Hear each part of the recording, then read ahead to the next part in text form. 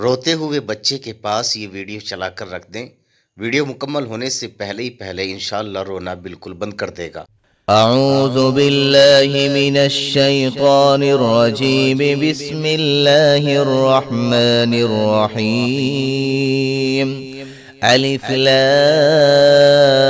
را تلك آيات الكتاب المبين إنا أنزلناه قرآنا عربيا لعلكم تعقلون نحن نقص عليك أحسن القصص بما أوحينا إليك هذا القرآن وإن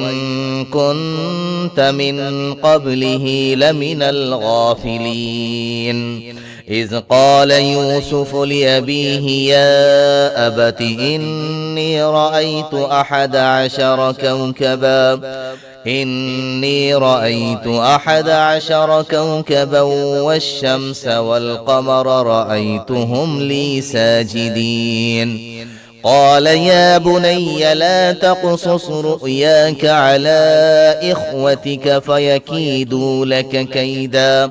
إن الشيطان للإنسان عدو مبين وكذلك يجتبيك ربك ويعلمك من تأويل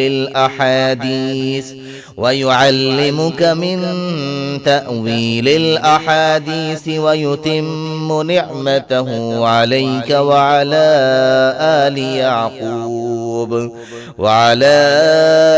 آل يعقوب كما أتمها على أبويك من قبل إبراهيم وإسحاق إن ربك عليم حكيم لقد كان في يوسف وإخوته آيات للسائلين إذ قالوا ليوسف وأخوه أحب إلى أبينا منا ونحن عصبة إن أبانا لفي ضلال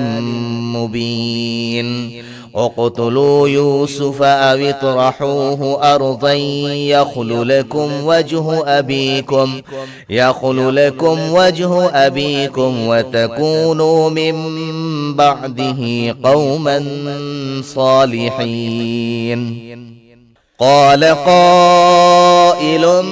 منهم لا تقتلوا يوسف وألقوه في غيابة الجب يلتقطه بعض السيارة إن كنتم فاعلين قالوا يا أبانا ما لك لا تأمنا على يوسف وإنا له لناصحون أرسله معنا غدا يرتع ويلعب وإنا له لحافظون قال إني ليحزنني أن تذهبوا به وأخاف أن يأكله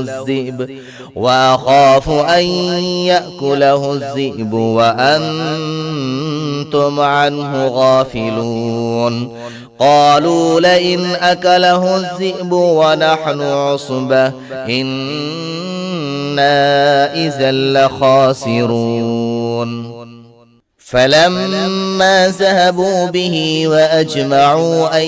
يجعلوه في غيابة الجب وأوحينا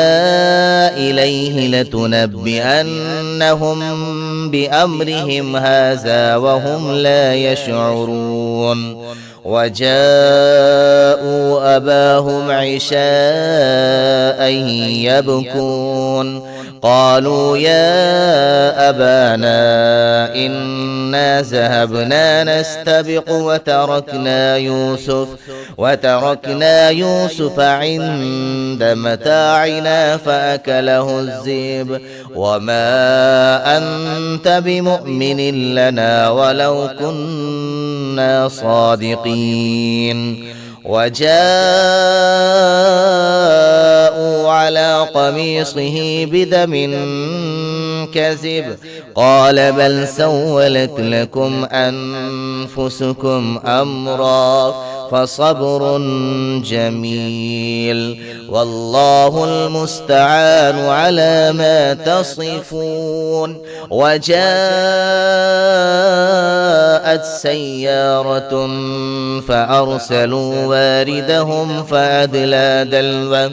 قال يا بشرى هذا غلام وأسروه بضاعة والله عليم بما يعملون. وشروه بثمن بخس دراهم معدودة وكانوا فيه من الزاهدين. صدق الله العظيم.